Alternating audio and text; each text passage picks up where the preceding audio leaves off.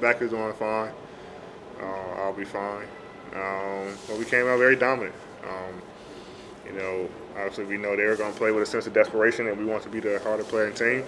And we came out with that sense of urgency that we need on both ends of the floor. We were able to, win this, on a very emotional and special night for us, wearing the Kobe jerseys, and realizing that the first time we, played again after the tragedy was also against Portland. They was able to take that one from us at home, but we just wanted to make sure that we did everything we could to get this win for them. Hey, Anthony, Frank Vogel mentioned the plus 37 in your 17 minutes and just what you had going on both ends. Was there anything specifically that you thought helped you get to that level of effectiveness? Maybe Kobe stuff going on? What got you to that level tonight? I was just being aggressive. My whole thing just be aggressive for the rest of the time I'm here. I don't want to come out and not be aggressive. The team needs me to be aggressive, and I've been able to, find spots that I'm very comfortable and just take my time and make shots. So, while also making the right reads, and guys are making shots. So, when we're making shots, from the perimeter, from inside the paint, it opens the floor for everyone. Then I just have to, take my time and make shots. And you just wonder what it's like playing with LeBron in this mode in the playoffs, right? If you see a different level that you had seen in the past, watching him in the postseason, and how you two play off each other. Obviously, we kicked it up a notch. His level of focus is definitely increased, and the entire team's level of focus increased. He's very detailed about everything. He's in there with the coaches for film sessions. He's talking to me during film sessions, off the court when we're not, more so talking about basketball. We talking about anything else, might be watching other games or playing video games or whatever, and something just registers in his head, and he just, talks about it. So, he wants to win, I want to win, and we know that it's going to take both of us to do it and the entire team.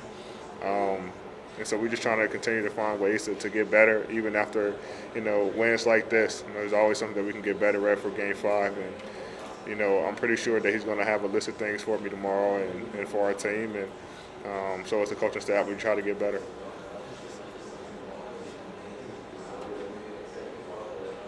Go, Tanya Ganguly.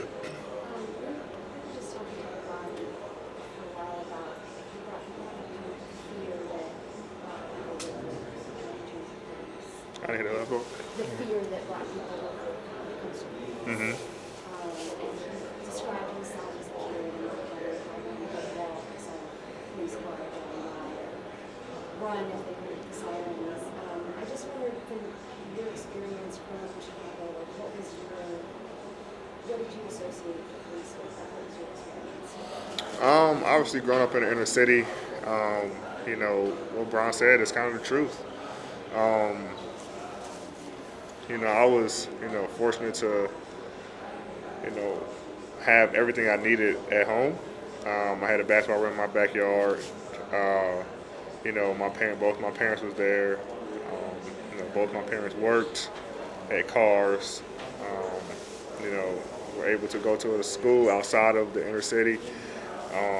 But I still live in the inner city, and I've seen things, and from my perspective, from both sides, from the police side and from,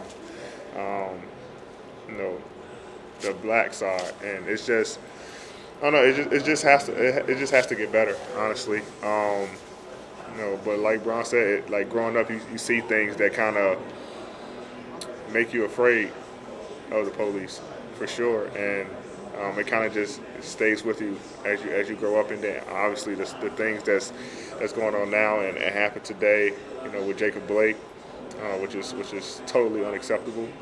And we definitely want to use our voices for that, victim as well. And he's one of the lucky ones because he survived, and he's stable. So I'm pretty sure he's going to have a lot to say as well, him and his family. But it kind of just carries with you, for your life. And once you see the current events that's going on today, it just make you go back to your childhood and remember, why you're afraid. And I don't have any, teenage boys, but I know Bron talks about all the time with his 2 kids, and it's just a tough situation. The world is scary right now, and the most we can do is use our voices. Bron talked to us about voting all the time. He started his organization for everyone to vote, and that's kind of where it starts for us. Again, kind of continuing to push the envelope on wanting change, and we have to do our part. And we know we're here for basketball, but that's not only our main focus. Our main focus on social injustice, and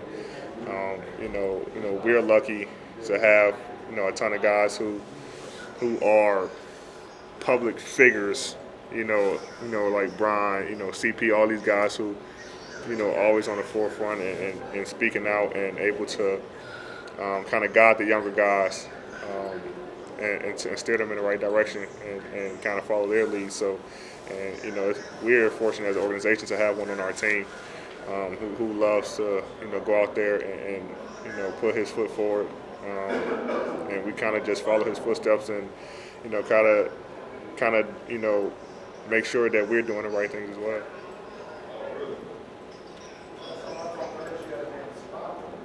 Anything more here? Zish, you have anything on your end, please? I do have 2 last questions. AD, David Aldridge, man. Just staying on that topic for a minute. How difficult is it as you continue to progress through the playoffs to kind of compartmentalize? On the one hand, you're competing for a championship and you have a team that could win, but you also have the social justice piece that's very important to everybody, and that everybody wants to keep in front of mind. How difficult does it become as you continue to progress through the season and through these playoffs? I think, while we're on the floor, our main focus is to win a basketball game. And when we're off the floor, our main focus is to continue to, like I said, push the envelope on social justice and creating change. And, our organization, our team are constantly having talks, on how to do that. Obviously it's difficult for us to, for us not to be able to be outside this bubble and help create change, physically, but we're doing the best we can inside this bubble, and I think all our leaders that's here are helping in that manner, and we can't lose sight of what's going on outside the world. Even though we're playing a game that we love and competing for, a championship, and but at the same time, events that happen today kind of put everything into perspective. That it is a basketball game, but we still have things going on outside this bubble that's real life, and the more we can do to help bring attention and awareness to those situations, and the more we can help and use our voices, the better off we can be. But